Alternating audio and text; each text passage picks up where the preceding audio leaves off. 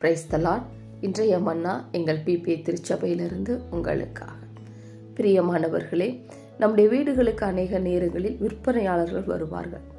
அவருடைய பொருட்களை விற்பனை செய்வதற்கு பல யுக்திகளை பயன்படுத்துகிறார்கள். அவருடைய வியாபாரம் பெருகுவதற்கும் நிலுவையில் உள்ளவைகள் விற்பனையாகுவதற்கும் அப்படி அவர்கள் செய்கிறார்கள். அப்படி நம்முடைய சிந்தையை அவர்கள் வைத்திருக்கும் பொருட்கள் மீது முழுவதுமாய் இருக்கும்படி அவருடைய பேச்சு திறன் இருக்கும். அவருடைய தந்திரமான பேச்சுக்கு நாம் இசைந்து முடிவில் அந்த பொருளை வாங்க நாம் முழுவதுமாய் இறங்கி விடுவோம். தெளிந்த புத்தி உள்ளவர்களாய் இருங்கள், விழித்திருங்கள்.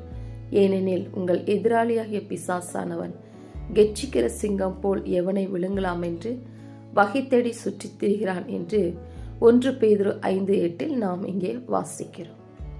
பிரியமானவர்களே, வேதம் நமக்கு தெளிவாய் கற்றுக் கொடுக்கிறது, பிசாசின் தந்திரங்களில் தெளிவுள்ளவர்களாய் இருங்கள் என்று.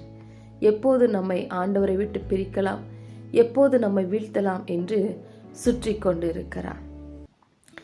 நம்முடைய சிந்தை வெறுமையாய் இருந்தால் பிசாசுக்கு அது ஒரு சாதகமான நேரமாய்விடும்.